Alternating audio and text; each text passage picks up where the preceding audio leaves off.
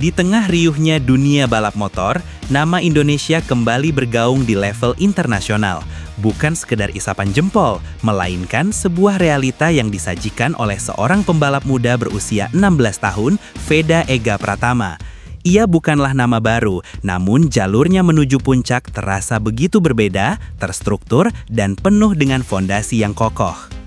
Selama ini, kita telah mengenal nama-nama besar seperti Doni Tata Pradita, Rafid Topan Sucipto, Andi Gilang, Gary Salim, hingga Mario Aji.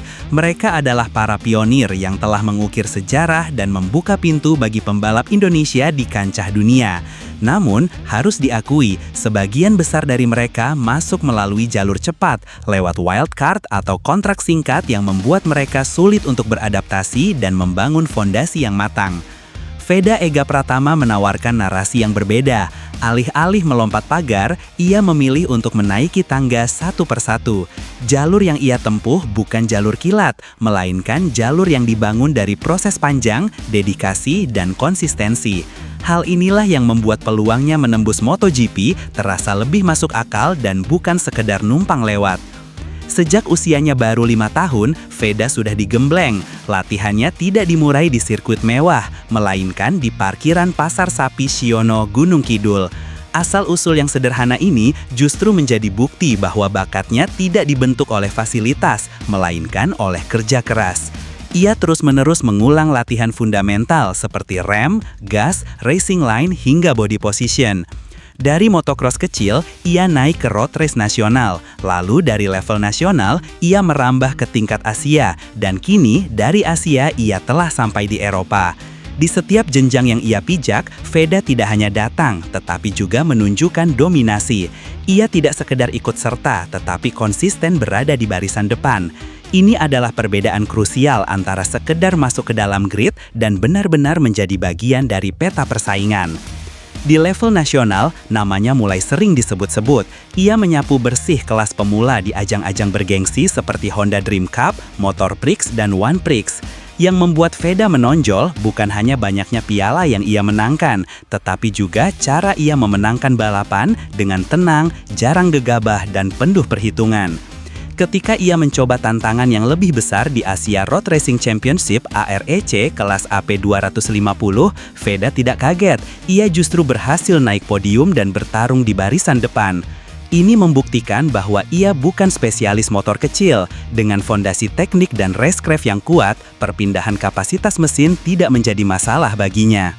Puncaknya, musim balap 2023 menjadi tahun di mana namanya meledak di kancah internasional. Veda berhasil menjadi juara Asia Talent Cup (ATC), dan yang paling mengesankan, ia tidak hanya sekedar juara, ia mendominasi penuh dengan memenangkan 9 dari 10 balapan, mengumpulkan 256 poin, dan mengunci gelar bahkan sebelum putaran terakhir. Keberhasilan Veda di ATC adalah sejarah pertama bagi Indonesia. Di level ini, yang diuji bukan hanya nyali, melainkan juga disiplin teknik dan kemampuan membaca balapan. Jika kita mencari tolok ukur objektif bahwa Veda Ega Pratama memang berbeda, angka-angka dominasinya di ATC adalah jawaban yang tak terbantahkan. Kini, Veda Ega Pratama telah melangkah ke panggung yang lebih besar, Red Bull MotoGP Rookies Cup dan FIM Junior GP. Masuk kedua ajang bergengsi ini berarti ia telah menapaki jalur resmi yang benar-benar terstruktur menuju MotoGP. Disinilah banyak bakat terbaik Eropa ditempa dan dipersiapkan untuk kejuaraan dunia. Di ajang Rookies Cup, Veda menunjukkan kemampuannya dengan mengibarkan bendera merah putih di podium Eropa. Musim 2025 menjadi saksi bisu keberaniannya. Di sirkuit Mugello, ia meraih kemenangan perdananya, lalu menambah double win di hari berikutnya. Bahkan di Sachsenring, ia kembali meraih kemenangan. 3 kemenangan dalam 4 balapan adalah bukti dominasi yang luar biasa. Kemenangan-kemenangan ini tidak hanya sekedar cerita ikut lomba di Eropa. Ini adalah bukti bahwa ia mampu bersaing dengan para pembalap terbaik dari berbagai negara, mengikis keraguan bahwa pembalap Indonesia hanya bisa bersinar di Asia. Di klasemen, Veda kini ikut dalam perebutan gelar, menegaskan bahwa ia berada di jalur kemampuan, bukan jalur kilat. Tantangan di FIM Junior GP pun tidak kalah sulit. Di sini, pembalap dituntut untuk memiliki paket balap yang lengkap. Veda membela tim dengan motor Honda NSF 250R yang memiliki karakter berbeda dari paket KTM dan CF Moto yang mendominasi. Hal ini menuntut adaptasi yang lebih cermat. Meskipun belum meraih kemenangan di Junior GP, indikator kemajuannya sangat positif. Di Aragon, ia berhasil finish di posisi 6 pada race pertama yang merupakan hasil terbaiknya di musim tersebut. Di race kedua, ia juga finish di posisi 8. Pace-nya sudah cukup untuk bertahan di grup depan dan bertarung sampai garis finish. Hasil di Junior GP membuktikan bahwa Veda sedang dalam proses pengembangan yang stabil. Tidak selalu manis memang, terkadang setup motor pas, kadang meleset. Namun, yang paling penting adalah kurva kemampuannya terus menanjak, dan itu sedang terjadi. Jika dibandingkan dengan para pembalap senior Indonesia sebelumnya, yang umumnya masuk ke Eropa lewat wildcard atau kontrak pendek, Veda Ega Pratama memiliki pendekatan yang berbeda. Ia masuk secara bertahap sejak usia dini, menang di level nasional, juara di Asia, dan kini mulai meraih kemenangan di Eropa. Pembalap-pembalap kita sebelumnya mungkin berhasil menembus pintu Eropa, namun Veda saat ini sedang membangun rumahnya di sana. Ia membangun fondasi, dinding, dan atapnya satu persatu, memastikan bahwa semuanya kokoh sebelum melangkah ke level selanjutnya. Lalu, mengapa jalur yang ditempuh Veda ini begitu penting? Karena MTOB bukan hanya soal kecepatan absolut. Di level puncak, yang paling mahal adalah konsistensi, kemampuan beradaptasi dengan lintasan, ban dan cuaca, serta strategi dalam membaca balapan. Jalur bertahap yang dijalani Veda memaksanya untuk menguasai satu keahlian di setiap level. Hal ini memastikan bahwa otot balap dan otak balapnya tumbuh bersamaan. Ia dibentuk untuk menjadi pembalap yang lengkap, bukan hanya cepat di satu aspek. Veda sudah menunjukkan beberapa karakteristik yang membuatnya berbeda. Teknik balapnya bersih, racecraft-nya sabar, dan mentalnya tidak mudah meledak. Ini adalah ciri-ciri pembalap yang bisa bertahan lama di kejuaraan dunia, bukan hanya viral sesaat.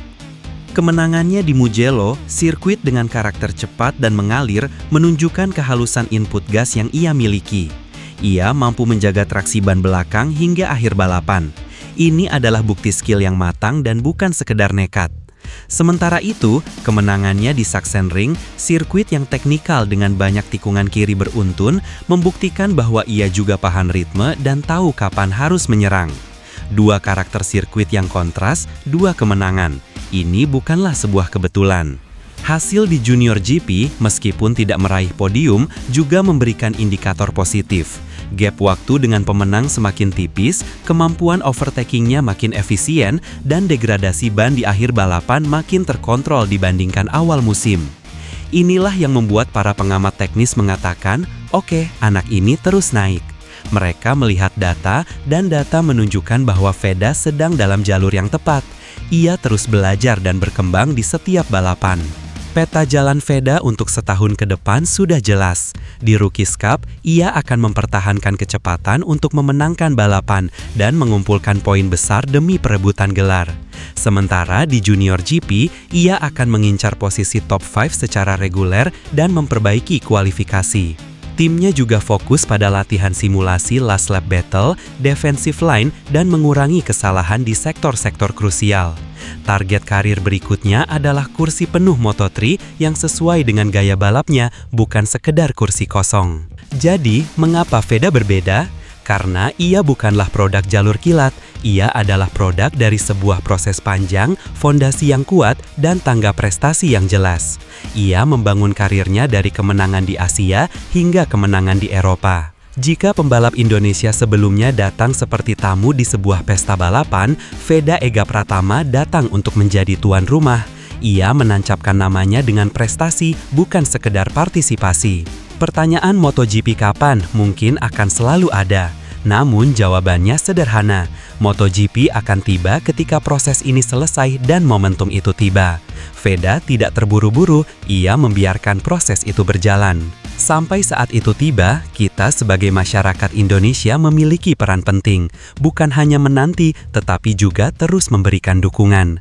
Karena cerita besar selalu dimulai dari langkah-langkah kecil yang konsisten, dan Veda Ega Pratama sedang menunjukkan langkah-langkah itu. Langkah yang ia tempuh bukan hanya membanggakan, tetapi juga memberikan harapan baru bagi dunia balap Indonesia.